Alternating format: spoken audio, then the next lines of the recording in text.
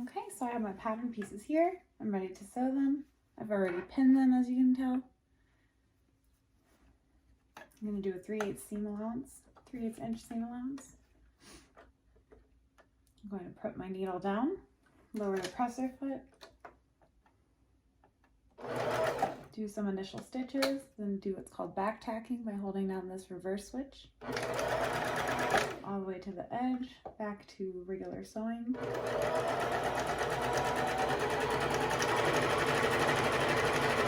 Making sure that it's even all along the way at the 3/8 inch mark. And then at the end, I just go all the way to the end, reverse, back tack, continue sewing off the edge. Lift the presser foot, use my thread cutter on the machine or with scissors.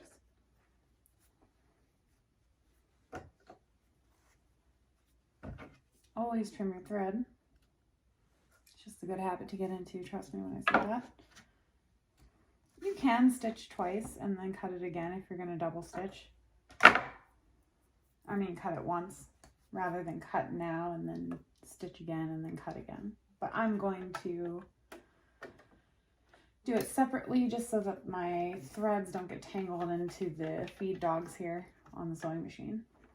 So same process, lower the needle, lower the presser foot, stitch, back tack, continue stitching.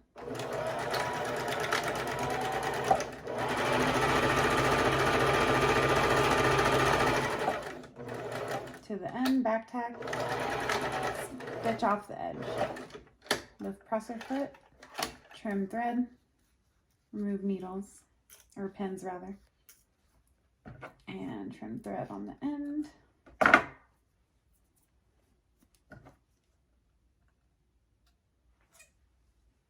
All right, let's see how I did here. I'm just gonna open it up.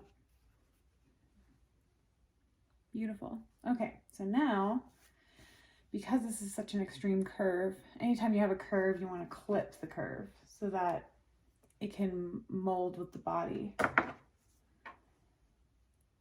So I'm going to trim, or not trim, but I'm going to cut about just before you get to the actual stitched seam. You don't cut through it though. And I do it on the most extreme points of the curve.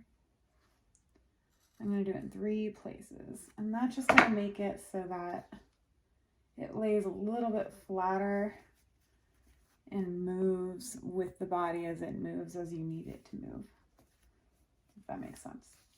And then the other thing I'm going to do is I'm going to trim off this extreme point of the seam allowance just because it's not necessary. Again, you're not cutting through the stitching you just did, but I'm just going to cut away this excess fabric so it's not bulky there. All right, so that piece is done. Now we're literally going to do the same thing with the other side. I'm not going to talk, I'm just going to do it so you can watch me as I go.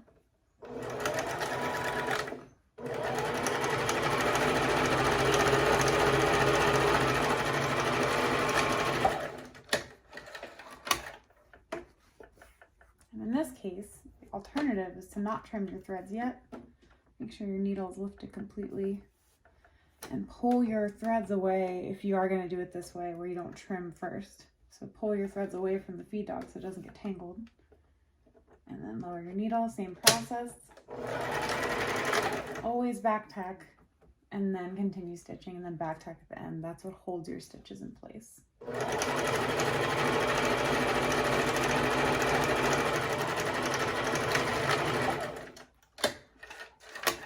Okay, so I've done it twice. So I'm going to have 4 loose threads here, and I can trim them all at once. So that's one way to be a little more efficient if you trust yourself not to get those loose threads tangled into the feed dog, which I certainly do. But at the same time, I can appreciate it if you would prefer to avoid that situation and trim along the way. Cut off my excess. I'm removing my pins. I'm going to cut along my curve to clip it.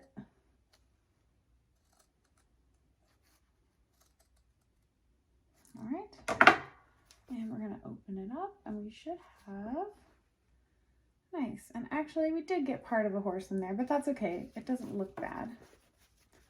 I thought we would miss it and it would just be flowers, but it works out nicely. So there you go. So now we're going to put right sides together, making sure, you know, you didn't flip your fabric, so you want it to be facing the same direction where the top is matching the other top, right? So right sides together, I like so here, and then I'm going to pin on the corners.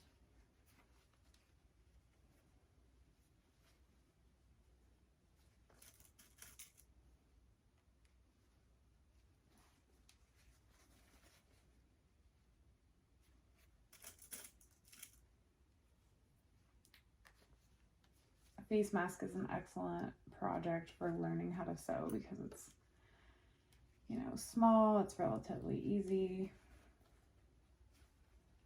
and you don't get frustrated because it's not some long project like, say, making a jacket or a dress or something that can take a lot longer. And turnaround time's a lot quicker, so it minimizes frustration. Okay, so now what we're going to do to minimize bulk, so I've got my 4 corners pinned here, here, and here, and here. And I'm going to line up my stitched seams here along with the top, making sure it's parallel. I'm going to have one side of my seam allowance from the one fabric facing the right and my front side facing the left. That will minimize the bulk. I'm going to pin it into place. And because it's curved, you want to make sure it maintains a sort of nice cup shape. It doesn't matter which side is cupped though, but you want to maintain a cupped shape while you're pinning because of the curve. And then I'm going to flip it over. I'm going to do the same thing. I'm going to match my stitched seams. And you don't want to do the opposite here that you've done here. So you want to make sure if this is facing to the right, this is also facing to the right and not the left. So I'm going to fold this over. And this side I'm going to fold over to the left, so that it's even with the opposite end, and pin it in place.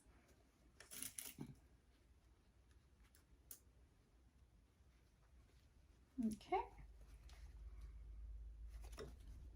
We check it, make sure it looks good. Yes, it does. And now we're going to do the same process as before, where we put our needle down into the fabric. Well, firstly, you got to lift your needle, sorry. Use a tool like a seam ripper or this point turner and just get your threads out. I don't know if you can see this. Oh, my light's not plugged in. Oh, that's because I don't have my surge protector. Well, anyway. So I'm just going to make sure that my loose end of my threads from my sewing machine is always in the back. Because again, you don't want these to be in the feed dog, which is the little bumpy part that moves up and down when you're sewing. And you can see it when you move your needle like this. It's a moving part with the grooves. Anyway, make sure your needle is lifted completely. Your threads are pushed back and not tangled down into the feed dog. Lower your needle, press our foot down, stitch, back tack, stitch.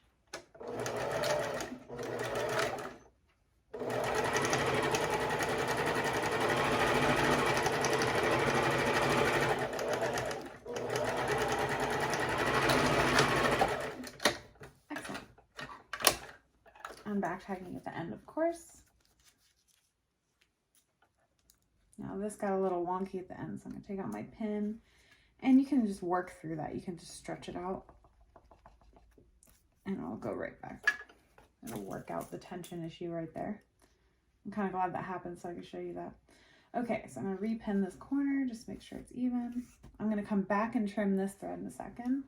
I'm going to go ahead and stitch the other side. Stitch, back tack, stitch. Same thing at the end.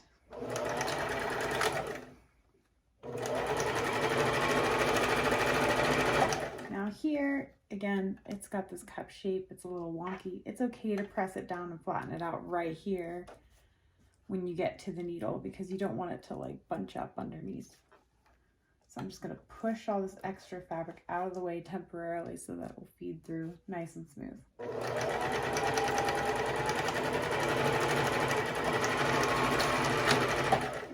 Back tack at the end. Now I'm going to put this through the presser foot and shift it to the back. I'm going to take out my pins and trim my threads.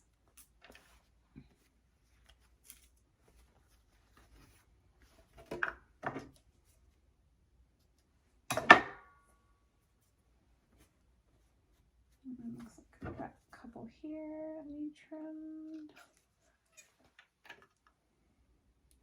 It doesn't have to be perfect, but definitely trim as close as possible to the fabric without cutting the fabric.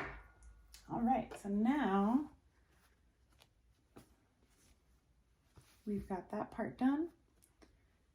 And what you would do is you would just turn this inside out. At this point, unless you're adding a layer of interfacing, of course.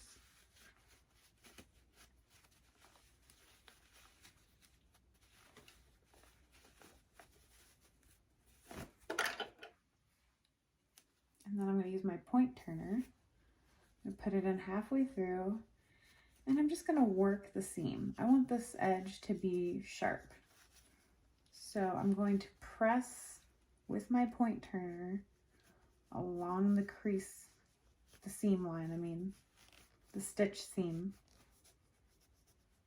so that it has a nice kind of sharp edge, and it doesn't matter. You see how that's nice and sharp? It won't matter if you're wearing this face mask on the front or the back because of it.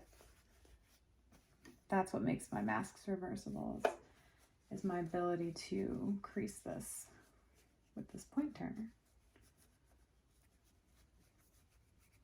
Just work the seam and just kind of, you can use the edge, you can use the point, it doesn't really matter. Don't poke through the stitches. Do the other side.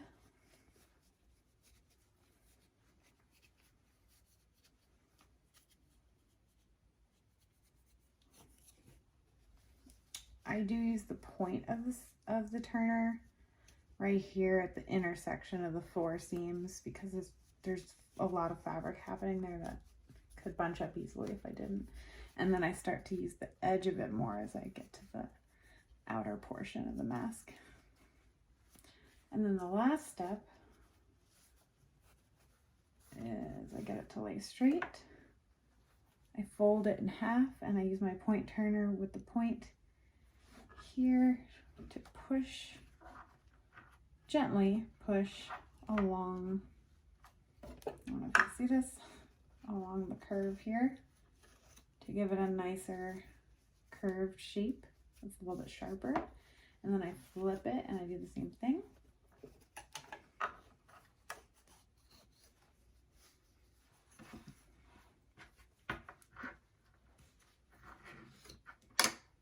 So that will give you a nice shaping.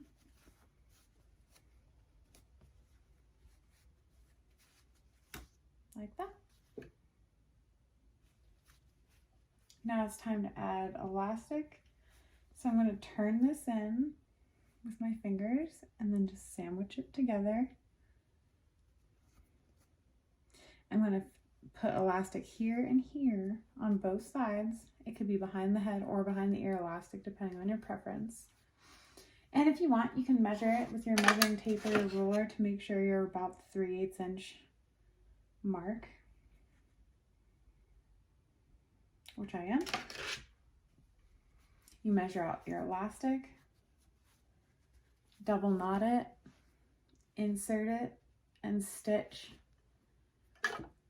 Insert the knot here and then stitch so that the knot is on the inside and your stitch is on top of it. The knot's just to hold the elastic in place. And you'd pin the elastic in place, of course, as well. But I'm just going to stop the video here right now because I think you get the general idea. So there you go.